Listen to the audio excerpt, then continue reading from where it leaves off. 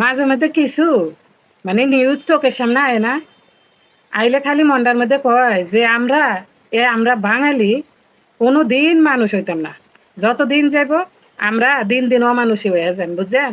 এই মানুষটা 25 বছর ধইরা নরসিংদী রেল স্টেশনে কাম করতো। মানুষটার আপন বলতে কেউ নাই, মানুষটার ঘর বাড়ি কিচ্ছু নাই, স্টেশনেই থাকতো। ওই যাত্রীরা আসা যাওয়ার পথে আবার স্টেশনের লোকজন 2-4 পয়সা দিত, হে দিয়ে মাতারি খাইতো, জীবনটা কোনো মতে চালাইতো। ওই মানুষে দেওয়া টাকাতেই 2-1 টিয়া করে হ্যাঁ জমাইছিল, কিছু টিয়া 40,000 টিয়ার মতো।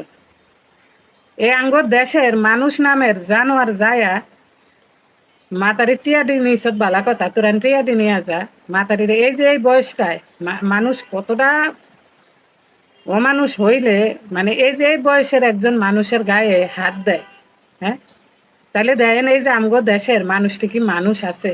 কোনো বিবেক বুদ্ধি মনুষ্যত্ব মানে কিচ্ছু নাই, কিচ্ছু নাই। যত দিন যাইতেছে ততই মানে পশুর চাইতো আমগো দেশের মানুষটি ভয়ঙ্কর হইতেছে। টাকাটার উপরে লোভ পড়ছে, তোরা টাকা লয়ে যা, তোকে টিয়ার প্রয়োজন, তোরা টিয়া নিয়ে যায়। একটা বয়স্ক মানুষ, এই মানুষটার গায়ে হাত দেওয়ার মতো চিন্তাধারা কেমনে আসে মনের ভিতরে? হ্যাঁ, বিবেকে বাধা দেয় না যে ওনার গায়ে, ওনার মতো একজন মানুষের গায়ে কেমনে হাত দেয়? ওনার গায়ে তো হাত দিছে, ওনারে কিন্তু ভালোই আঘাত করছে, মারছে। মানুষটার চোখের ভিতরে রক্ত উঠে গেছে। এরপরে কি একটা অবস্থা! জুলাই মাসের 4 তারিখে ঘটছে এই ঘটনা, হ্যারে যে মারধর করে টিয়াটি নিছে। আর এই জুলাই মাসের 8 তারিখে হ্যাঁ দুনিয়ার মায়া ত্যাগ করছে।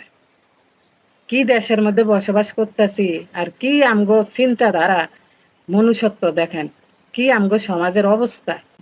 সামান্য সামান্য বিষয় লইয়া মানুষে কত বড় অপরাধ কইরা লাই। এই যে মানুষটারে দুনিয়াতে বিদায় করে দিছে, মানুষটা যে চলে গেল, এর বিচার কি আদৌ হইব আঙ্গো দেশে কনসাই? হইব? হের পক্ষ কে খারাইব? আর এই অপরাধীকে বিচার কবে হইব, কে করব? তারপরেও আমরা আশা করি যারা এই ঘটনাটা ঘটাইছে হ্যাঁ করে আপনারা দ্রুত ধৈর্য আইন না সর্বোচ্চ শাস্তির ব্যবস্থা করেন, এগুলারে ছাড় দিয়েন না আর প্রশ্রয় দিয়েন না। খুবই দুঃখ লাগে এই ধরনের নিউজগুলা দেখলে, জাঙ্গ দেশের মানুষ কতটা অমানুষ হইতেছে দিন দিন, খালি বিচার ব্যবস্থার কারণে এই অবস্থা।